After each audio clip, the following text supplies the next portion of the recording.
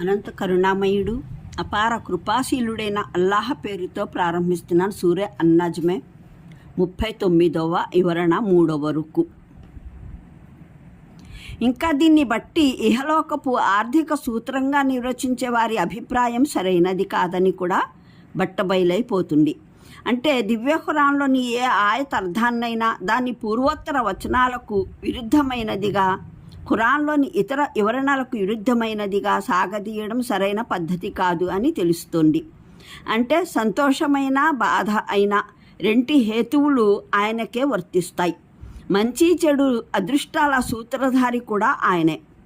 ఒకరికి విశ్రాంతి, సుఖం, సంతోషం ప్రాప్తమైన అది ఆయన ప్రసాదించినదే. మరొకరికి కష్టాలు, విపత్తులు ఎదురైన ఆయన నిర్ణయం వల్లనే. సౌభాగ్య దౌర్భాగ్యాలను నిర్ణయించడంలో ఎటువంటి జోక్యమైనా కలుగజేసుకోగల అస్తిత్వం మరొకటి ఏదీ లేదు. వివరణకు చూడండి. ఖురాన్ అవగాహనం సంపుటి 6 30 అర్రూమ్ పాద సూచికలు 27 30, సంపుటి 7 42 అష్షూరా పాద సూచిక 77. పైన వచ్చిన 2 ఆయట్లను ఈ ఆయత్తో కలిపి చూసినట్లయితే వచనాక్రమం ద్వారా మరణానంతర జీవితానికి సంబంధించిన ఆధారం దానంతటా అదే ముందుకు వస్తుంది.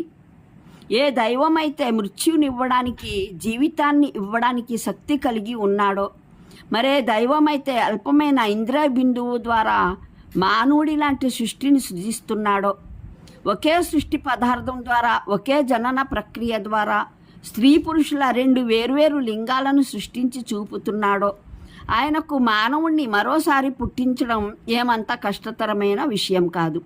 మూలంలో అహ్నా అనే పదం ప్రయోగించబడింది.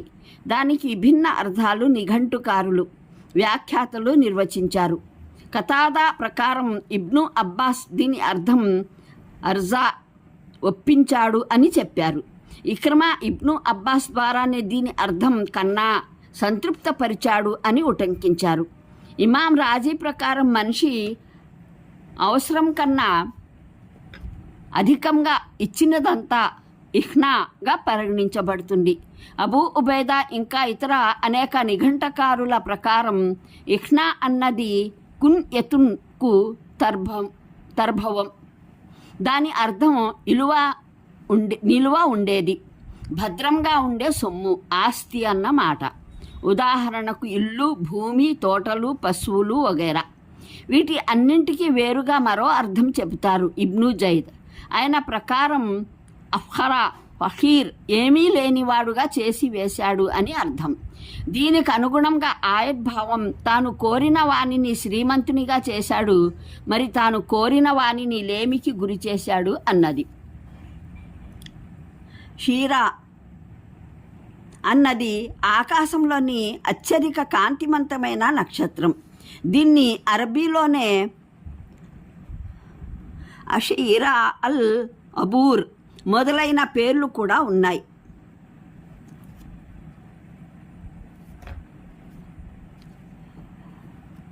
ఇది సూర్యుని కన్నా 23 రెట్లు అధికంగా ప్రకాశమానం అయింది.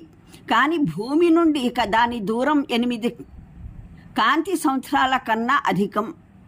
అందువల్ల సూర్యుని కన్నా చిన్నదిగా, తక్కువ కాంతి గలదిగా అగుపిస్తుంది. ఈజిప్ట్ వాసులు దీన్ని పూజించేవారు. ఎందుకంటే ఇది ఉదయించే రోజుల్లోనే నైలు నది వరదలు, శుభాలు ప్రారంభమవుతాయి.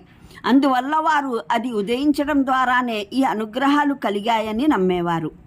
అజ్ఞాన కాలంలో అరబ్బులు సైతం ఈ నక్షత్రం ప్రజల అదృష్టాలపైన ప్రభావం వేస్తుందని నమ్మేవారు. ఈ కారణంగానే ఇది అరబ్బుల వేల్పులలో ఒకటిగా పరిగణించబడేది. ప్రత్యేకంగా హురేష్ పొరుగువారైన ఖుజా తెగవారు దాన్ని పూజించడంలో ప్రసిద్ధులు. పరమప్రభువు సెలవిచ్చిన దాని భావం ఏమిటంటే, మీ సౌభాగ్య దౌర్భాగ్యాల విధాత షిరా కాదు, దాని ప్రభువు. ఆద్ ఊలా, తొలి ఆద్ అంటే ఉద్దేశం ప్రాచీన ఆద్ జాతి అన్నమాట. దాని వద్దకే హూద్ అలైహిస్సలాంను పంపడం జరిగింది. ఈ జాతి హూద్ అలైహిస్సలాంని ఆబద్ధీకరించినందువల్ల కఠిన శిక్షకు గురైనప్పుడు ఆయన్ని విశ్వసించిన వారు మట్టుకే మిగిలిపోయారు. వారి సంతతిని చరిత్రలో అత్ ఉఖ్రా లేదా రెండవ ఆద్గా పిలుస్తారు. బోర్లా పడిన జనవాసాలంటే ఉద్దేశం లూత్ అలైహిస్సలాం జాతి వారి జనావాసాలు. కప్పివేసినదేదో వారిపైన కప్పివేశాడు అంటే ఉద్దేశం బహుశా మృత సముద్రపు నీరు కావచ్చు. వారి గ్రామాలు నేలలో కూరుకుపోగా అది వాటిపైన ఆక్రమించుకుంది.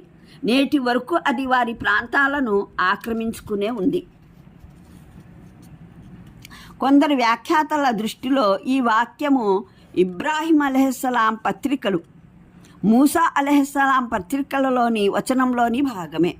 మరికొందరి ప్రకారం కప్పివేసినదేదో వారిపైన కప్పివేశాడు వరకు ఆ వచనాలు ముగిశాయి.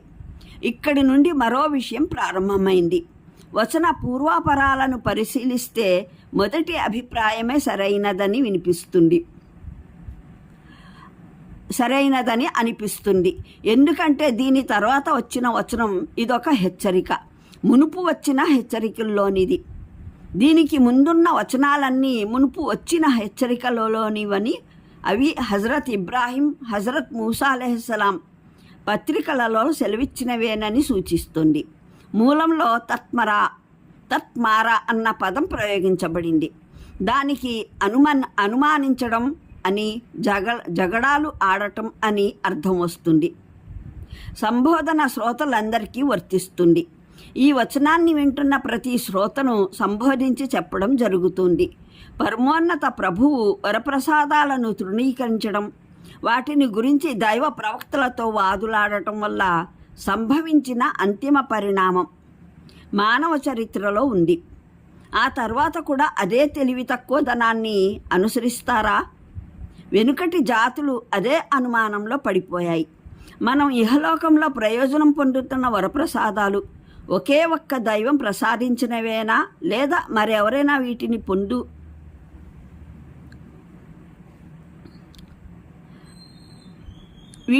పొందుపరచడంలో సహవర్తులు ఉన్నారా, లేదా ఇది ఎవరు అందజేసినవి కావు, వాటంతటా అవే అందాయా? ఇదే అనుమానం కారణంగా వారు దైవ ప్రవక్తలు సల్లల్లాహు అలైహి వసల్లంతో వాదులాడారు.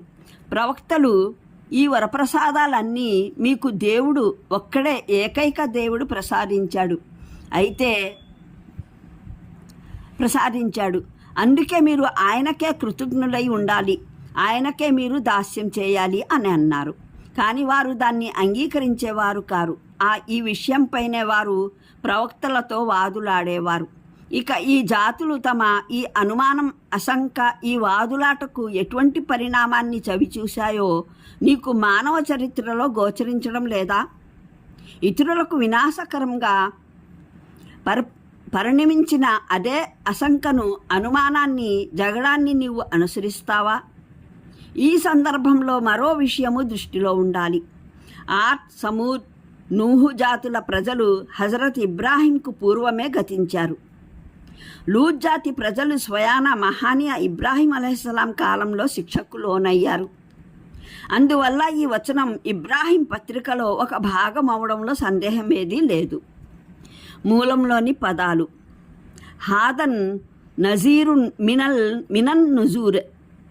మినిన్ నుజూరిల్ ఊహ అన్నవి. ఈ వాక్యానికి వ్యాఖ్యానంలో వ్యాఖ్యాతల 3 అభిప్రాయాలు ముందుకు వచ్చాయి. 1, భయపెట్టేవాడు అంటే మహానీయ ముహమ్మద్ సల్లల్లాహు అలైహి వసల్లం అన్నది. 2, దీని ఉద్దేశం ఖురాన్ అన్నది. 3, దీని భావం మునుపటి అంతమైపోయిన జాతుల పరిణామం అన్నది. దీని స్థితిని పై ఆయట్లలో పేర్కొనడం జరిగింది. పూర్వాపరాలను బట్టి మా దృష్టిలో ఈ 3వ వ్యాఖ్యానమే సరైనది.